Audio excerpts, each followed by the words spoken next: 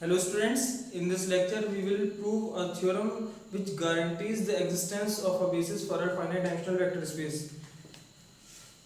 This theorem is known as existence theorem.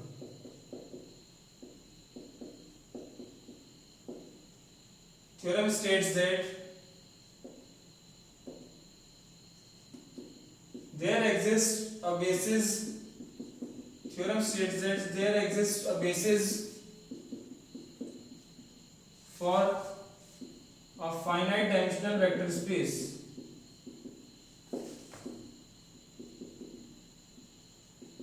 For a finite dimensional vector space.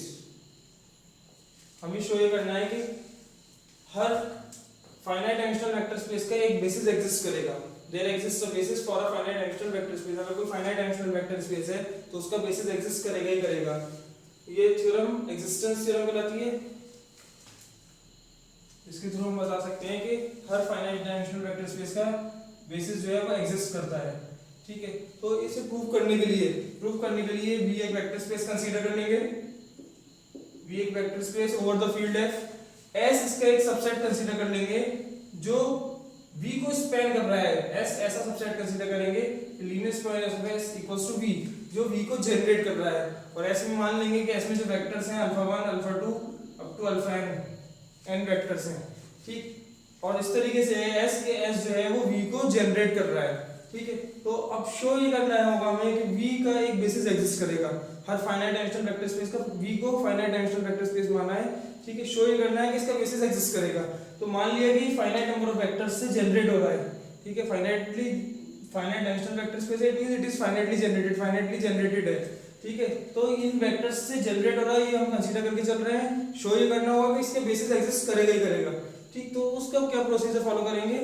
S जो हम subset ले रहे हैं जो जनरेट कर रहा है V को, अगर S खुद लीनियरली इंडिपेंडेंट हो जाए, if S is itself linearly independent, अगर ये लीनियरली इंडिपेंडेंट हो जाए और ये स्पैन भी कर रहा है V को, दोनों ही कंडीशन सेटिस्फाई हो गई, it means S is itself a basis of V. S खुद बेसिस हो जाएगा, तो एग्जिस्ट कर गया एक बेसिस S.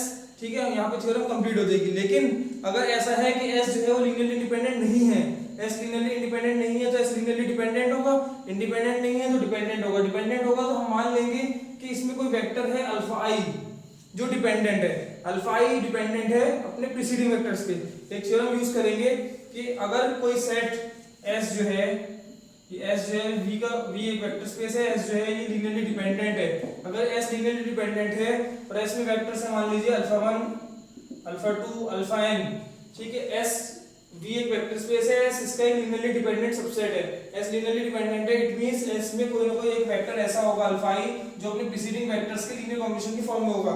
इट मींस हम लिख सकते हैं alpha i equals to a1 alpha 1 a2 alpha 2 plus up to ai minus 1 alpha i minus 1. कोई ना कोई वेक्टर ऐसा जरूर होगा जो अपने प्रीसीडिंग वेक्टर्स, उससे पहले के जो वेक्टर्स हैं उनके लीनियर कॉम्बिनेशन की फॉर्म में होगा. ठीक है, थ्योरम में से प्रूव कर सकते हैं, और सिंपल सा प्रूफ है, तो इसको हम यूज करेंगे. अब क्योंकि S अगर दो कंडीशन हो सकती हैं, या तो S लीनियरली इंडिपेंडेंट होगा या S लीनियरली डिपेंडेंट होगा. अगर इंडिपेंडेंट है तो S is itself a basis. अगर इंडिपेंडेंट नहीं है, डिपेंडेंट है तो थ्योरम अप्लाई करेंगे क्योंकि कोई ना कोई वेक्टर ऐसा होगा जो अपने प्रीसीडिंग वेक्टर्स के लीनियर कॉम्बिनेशन की फॉर्म में होगा. ठीक है, उस वेक्टर को रिमूव कर देंगे सेट से. उसको जब रिमूव कर देंगे सेट से तो हम देखेंगे कि क्या ये तब भी स्पैन कर रहा है V को. अगर स्पैन कर रहा है और लीनियरली इंडिपेंडेंट भी है तो वो बेसिस बन जाएगा.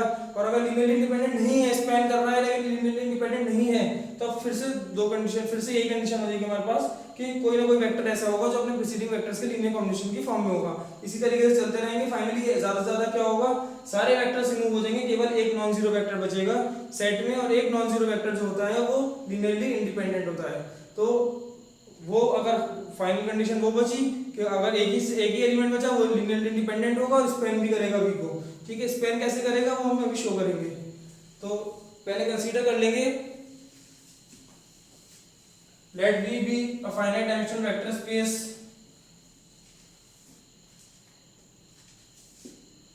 let V be a finite dimensional vector space V be a finite dimensional vector space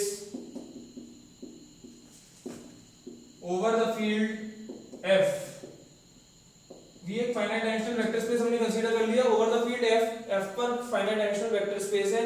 late S equals to this alpha 1 alpha 2 up to, consider कर लिए इसमें अल्फा n वेक्टर्स हैं सच दैट, इस तरीके से consider किया है कि linear span of S is equals to vector space V। Linear span of S जो है वो V के इक्वल है। It means S spans V और S जनरेट्स V। S जो है वो V को जनरेट कर रहा है, ये हम मान के चल रहे हैं।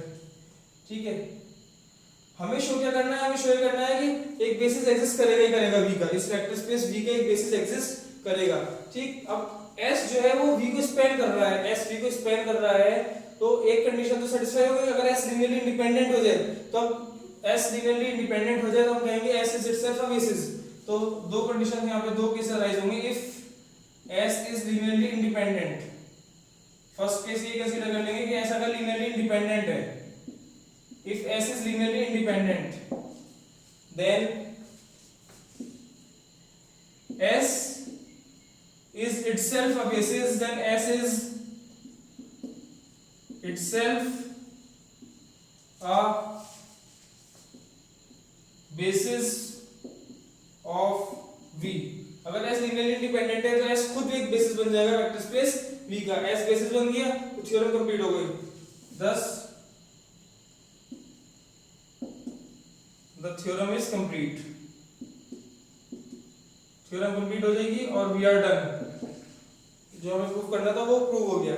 ठीक है, ये तो फर्स्ट कंडीशन है, लेकिन S दोनों ही कंडीशन में पॉसिबल है। S लीनियरली इंडिपेंडेंट या लीनियरली डिपेंडेंट। S अगर लीनियरली डिपेंडेंट हुआ तब क्या होगा, if S is linearly dependent, if S is linearly dependent, अगर S लीनियरली डिपेंडेंट है then there exists a vector alpha I belongs to S which is a linear combination, which is a linear combination, which is a linear combination of its preceding vectors, of its preceding vectors। अगर S linearly dependent है, अगर ये set linearly dependent है, तो इसमें एक vector ऐसा होगा जो अपने से पहले वाले जो वेक्टर्स हैं उनके वेक्टर्स के लीनियर कॉम्बिनेशन की फॉर्म में होगा। यानी देयर एग्जिस्ट अ वेक्टर, हमने मान लिया वो वेक्टर क्या है, अल्फा I है, जो S का वेक्टर है, which is a linear combination of its preceding vectors, जो अपने से preceding वेक्टर्स जो हैं उनके लीनियर कॉम्बिनेशन की फॉर्म में है। ठीक, अब S जो है अपने से प्रीसीडिंग वेक्टर्स के लीनियर कॉम्बिनेशन की फॉर्म में है, तो S को S डिपेंड कर रहा है बाकी वेक्टर्स पे। तो सॉरी अल्फा जो है, अल्फा I जो है वो अपने से प्रीसीडिंग वेक्टर से लीनियर कॉम्बिनेशन की फॉर्म में है। इट मींस अल्फा I जो है बाकी वेक्टर्स पे डिपेंड कर रहा है। तो अल्फा I को रिमूव कर देंगे सेट से और एक दूसरा सेट फॉर्म कर लेंगे जो n-1 वेक्टर्स का होगा। तो लिख लेंगे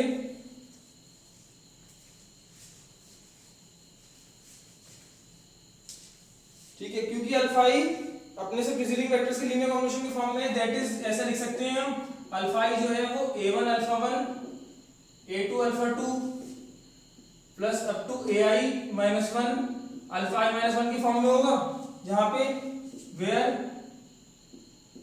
ai जो है वो बिलोंग करेंगे किसमें, फील्ड f में बिलोंग करेंगे। ये ai जो है सारे a j कह देते हैं, यहाँ पे i तो हमने वैसे भी यूज किया, aj जो है सारे इसमें बिलोंग करेंगे f में। तो अल्फा इस इन वेक्टर्स के alpha 1 alpha 2 alpha I minus 1 इससे जो प्रीसीडिंग वेक्टर्स हैं उनके लीनियर कॉम्बिनेशन की फॉर्म में होगा। इसको हम यूज कर लेंगे, इसको इसकी हेल्प से स्पैन शो कर देंगे।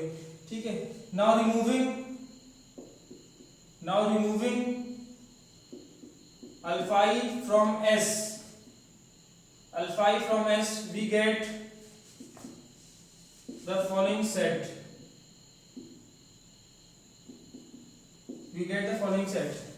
S dash equals to, ठीक है, दूसरा सेट फॉर्म कर लिया।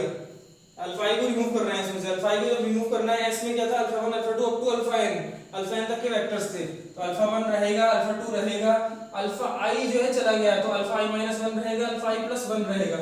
इन्हें मेंशन करना जरूरी है क्योंकि अल्फा I से रिमूव हो गया इसे दिखाने के लिए। ठीक है, अब S डैश एक दूसरा सेट बन गया। ठीक है, सिंस अब हमें ये बताना है कि S डैश भी V को स्पैन करेगा।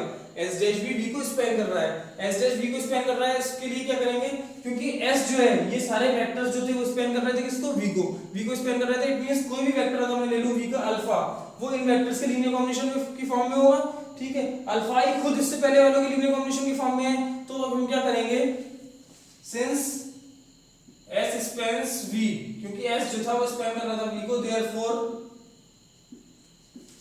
for every alpha belongs to V we have, क्योंकि S जो है वो स्पैन कर रहा था किसे, V को, तो कोई सा वेक्टर ले ले V का हम alpha,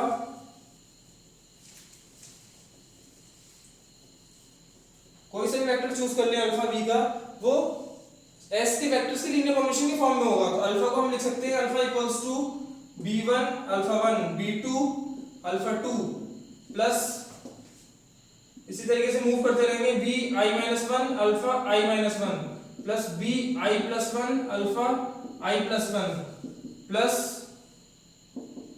up to bn alpha n, ठीक है। अल्फा जो है वो v का जो वेक्टर है अल्फा, वो s के वेक्टर्स के लीनियर कॉम्बिनेशन की फॉर्म में होगा। तो ये s के वेक्टर्स हैं अल्फा 1 अल्फा 2 अल्फा i-1, इसमें अल्फा i भी इंक्लूड होगा, अल्फा i भी इसमें इंक्लूड करेंगे, क्योंकि अभी s के वेक्टर्स के लीनियर कॉम्बिनेशन की फॉर्म में लिखा है हमने। तो alpha 1 alpha 2 plus bi-1 alpha i-1 plus bi alpha i plus bi+1 alpha i+1 up to bn alpha n, ठीक। अल्फा जो था वो v का वेक्टर था जो इन वेक्टर्स के लीनियर कॉम्बिनेशन की फॉर्म में है। अब अल्फा i जो है खुद वो इससे प्रीसीडिंग वेक्टर्स के लीनियर कॉम्बिनेशन की फॉर्म में है, तो अल्फा i को इससे रिप्लेस कर सकते हैं। दिस इंप्लाइज ऐसे लिख सकते हैं alpha equals to b1 alpha 1 b2 alpha 2 bi-1 alpha i-1 plus bi alpha i की जगह हम bi तो एज इट इज रहेगा, अल्फा i की जगह ये पुट कर सकते हैं a1 alpha 1 a2 alpha 2 ai-1 alpha i-1 plus bi+1 alpha i+1 plus up to bn alpha n, इस फॉर्म में आ जाएगा हमारे पास अल्फा जो है, अल्फा इस फॉर्म में आ गया। तो यहां से हम लिख सकते हैं alpha is a linear combination of, alpha यहां से क्या बन गया, लीनियर कॉम्बिनेशन बन गया किसका, of vectors of s dash. Alpha जो है s डैश के वेक्टर्स के लीनियर कॉम्बिनेशन बन गया। देखिए s डैश में alpha 1 alpha 2 alpha i-1 alpha 1 alpha 2 alpha i-1, वही यहां पे अल्फा 1 अल्फा 2 अल्फा i-1 यहां कॉमन ले लेंगे, ये b1 प्लस bi a1 इस फॉर्म में आ जाएंगे, ठीक है, स्केलर्स। तो और बाकी alpha i+1 up to alpha n वो ये हैं, ठीक है। तो यहां से अल्फा रिमूव हो गया, अल्फा रिमूव हो गया, सॉरी अल्फा i रिमूव हो गया, अल्फा i रिमूव हो गया, इट मींस अल्फा जो है वो s के वेक्टर्स के लीनियर कॉम्बिनेशन की फॉर्म में है।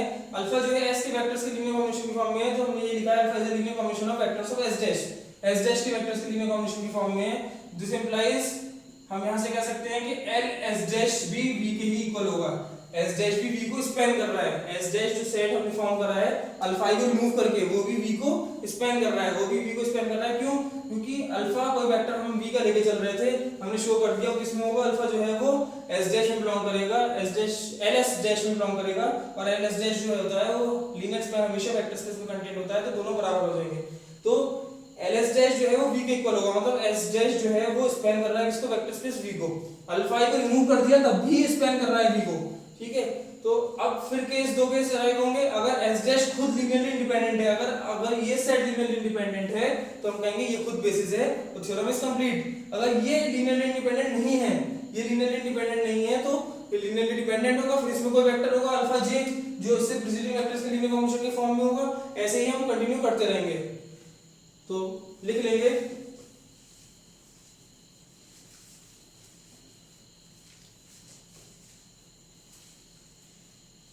ls dash equals to v, that is s dash spans v, s dash जो है वो स्पैन कर रहा है किसको, v को स्पैन कर रहा है। now if s dash is linearly independent, अगर s dash linearly independent हो जाए, if s dash is linearly independent then s dash is a basis of v, hence the theorem is complete, hence the theorem is complete, ठीक है। अगर s dash linearly independent है, it means s dash is the basis of v, s dash खुद basis हो जाएगा, hence the theorem is complete. If s dash is linearly dependent,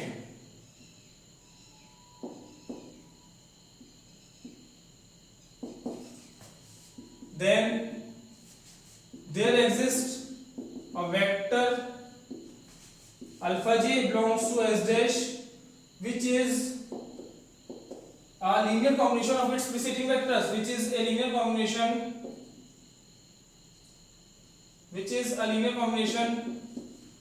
of its preceding vectors, जो linear combination है उसमें से preceding vectors के, इससे जो preceding vectors है उसके linear combination की फॉर्म में होगा. ठीक है, तो फिर वही प्रोसेस फॉलो करेंगे, फिर लीनियर कॉम्बिनेशन है सेट फॉर्म करेंगे, उसको अल्फा जे को रिमूव करके फिर इसी तरीके से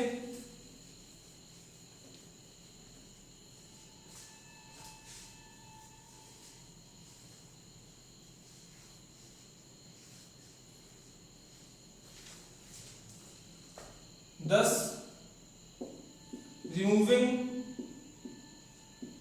alpha j from s dash we get the following set.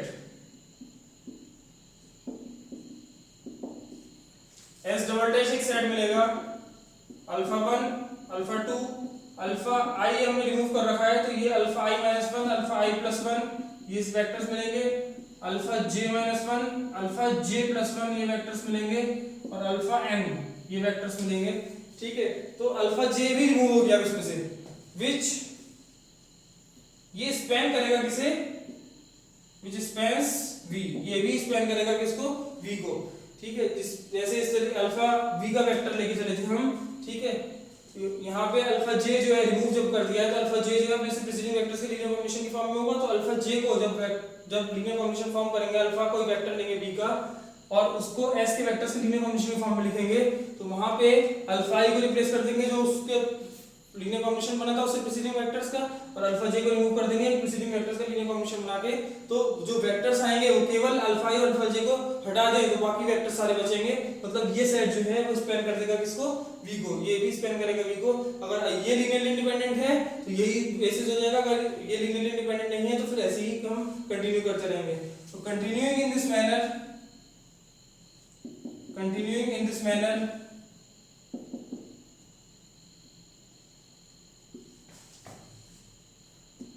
we will finally get a linearly independent subset of v. Continuing in this manner, इस मैनर में हम कंटिन्यू करते रहेंगे. we will finally get a linearly independent subset of v, हमें linearly independent subset मिल जाएगा v का, which spans v, जो span भी कर रहा होगा, which spans v, hence this set is a basis of v, और इसी को हम कहेंगे कि क्या है वो बेसिस है, क्योंकि स्पैन भी कर रहा है और लीनियरली इंडिपेंडेंट भी है, it means it is a basis of v. At the most it में हैपन दैट, ज्यादा से ज्यादा क्या होगा कि फाइनली जो है हमारे पास केवल एक ही वेक्टर बचेगा, और एक वेक्टर जो नॉन जीरो वेक्टर होगा उसका जो सेट होता है वो हमेशा लीनियरली इंडिपेंडेंट होता है. तो एक लाइन ये भी लिख देंगे, एट द मोस्ट इट में happen that, at the most it may happen that we finally get a singleton set containing a non-zero vector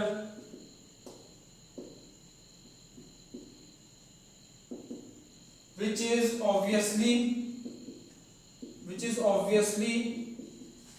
linearly independent and it also spans v, और जो हर step में जो हमें set मिल रहा है वो span भी कर रहा है v को, तो जो फाइनली जो सिंगलटन सेट वाला सेट मिलेगा वो भी v को स्पैन करेगा, ये भी v को स्पैन करेगा, तो कह सकते हैं इट आल्सो स्पैन्स v, ये भी v को स्पैन करेगा, thus it is a basis of v. Hence हम यहाँ पे कह सकते हैं there exist a basis for every finite dimensional vector space. हर फाइनाइट डायमेंशनल वेक्टर स्पेस का एक बेसिस एग्जिस्ट करता ही करता है। Thank you.